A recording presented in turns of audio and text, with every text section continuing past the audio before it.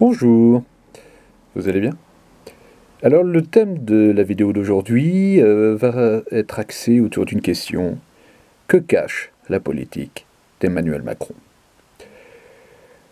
Alors il est peut-être nécessaire de faire un tour d'horizon qui dépasse le simple cadre de la présidence d'Emmanuel Macron. Parce qu'au final, est-ce que Macron n'est pas l'énième avatar d'une démarche entamée il y a à peu près une quarantaine d'années, c'est-à-dire une démarche entamée par un groupe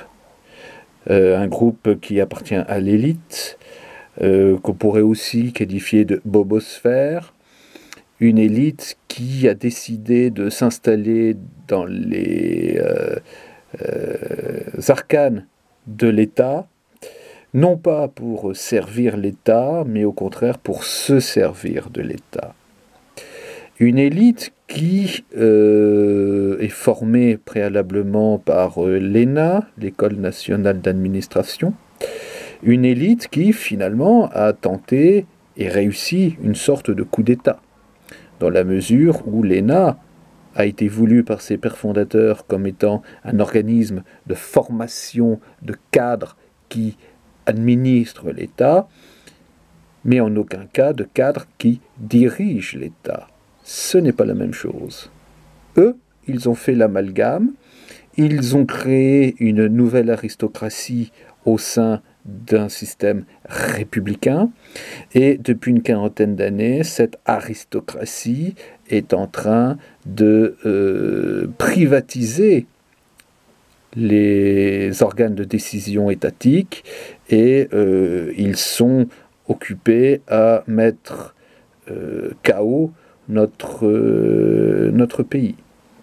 Alors, comment se traduit cette politique? Eh bien, cette politique se traduit par la mise à mort de notre industrie, parce que ces gens-là sont persuadés que l'avenir du pays passe par la vente de nos fleurons à des entreprises américaines, des entreprises allemandes et peut-être même des entreprises chinoises. Ils font de même avec l'agriculture. Rendez-vous compte, il y a 30 ans, au collège, on apprenait que l'agriculture française était la première d'Europe. Aujourd'hui, à nos chers collégiens, nous apprenons que l'agriculture française est la seconde d'Europe, derrière l'Allemagne. On pourrait parler aussi de la faillite de la sidérurgie française, qui était très en pointe il y a encore une quarantaine d'années et qui aujourd'hui est passée sous pavillon ArcelorMittal. Mittal, géant mondial de la sidérurgie d'origine indienne. Mais même dans l'armement, regardez, pour vendre des Rafales, le super avion de chasse d'assaut, il faut que un fournisseur américain accepte de fournir une puce, ce qui a posé énormément de problèmes lorsqu'il a fallu dernièrement livrer les Rafales commandés par l'Égypte. D'ailleurs, c'est frappant. On n'entend plus du tout parler de ce contrat et on ne sait même pas si les avions ont été livrés. Si quelqu'un de bien informé a une indication, elle est la bienvenue. Donc voilà un petit peu sur quoi s'appuie le premier de la classe, Emmanuel Macron.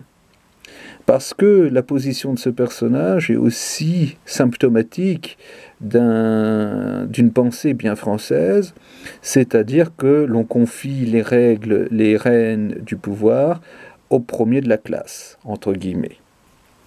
Premier de la classe, c'est-à-dire des gens qui, toute leur vie, font des études superbes, arrivent à passer les diplômes les plus prestigieux, ils intègrent les institutions universitaires les plus extraordinaires de la nation. Oui, peut-être, mais qu'ont-ils comme connaissance pratique du monde réel? Parce que finalement, ces gens-là, ils ne sont pas dans la pratique, ils sont dans l'aspect théorique des choses. Ils ne font pas de la réelle politique, ils font de la politique philosophique. Et c'est comme ça qu'on arrive à des inepties qui nous conduisent dans le mur. inepties contre lesquelles se révoltent les gilets jaunes. Alors, est-ce à dire que Emmanuel Macron est un diable sorti de sa boîte? Pas du tout. C'est un héritier qui s'inscrit dans une évolution voulue par une minorité bien pensante, une minorité qui cherche absolument à aseptiser le pouvoir et surtout à faire en sorte que la population, les citoyens lambda, n'aient plus aucun accès au levier de commande de notre pays.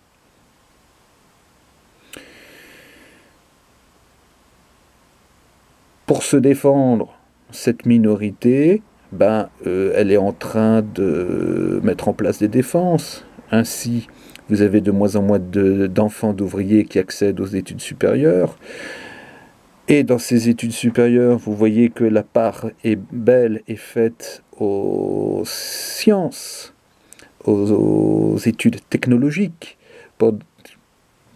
qui ont l'avantage de scléroser un petit peu l'esprit critique de ceux qui les pratiquent, au détriment des études littéraires, de l'étude de l'histoire, des pratiques, des disciplines qui renforcent au contraire les connaissances nécessaires pour être un bon citoyen et qui renforcent l'esprit critique et le jugement personnel de ceux qui les pratiquent. Ça ne vous a pas fait réfléchir, ça, le fait que, par exemple, si vous avez des enfants au collège ou au lycée, vous n'avez jamais constaté que le remplacement d'un professeur de maths absent est toujours beaucoup plus facile et plus rapide que le remplacement d'un professeur de lettres ou d'un professeur d'histoire géo.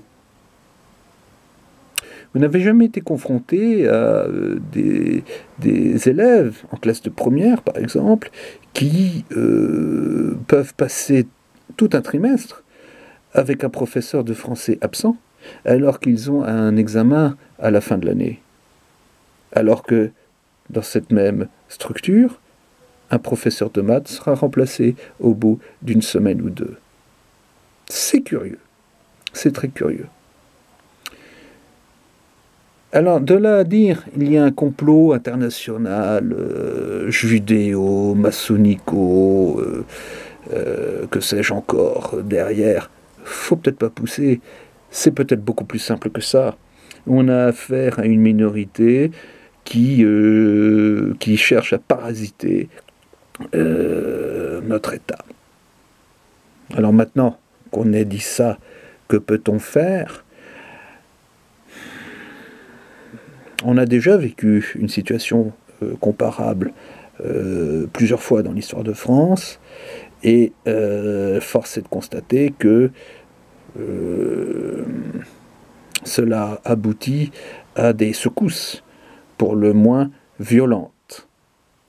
Secousses qui sont peut-être en train, tout doucement mais sûrement, de fissurer l'édifice que cherche à vouloir monter cette minorité bobosphérique.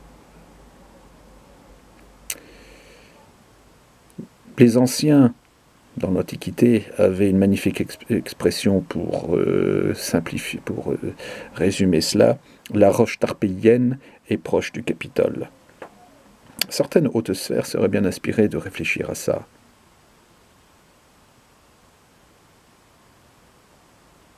Pour leur bien. Et pour leur bien de notre pays. À très bientôt.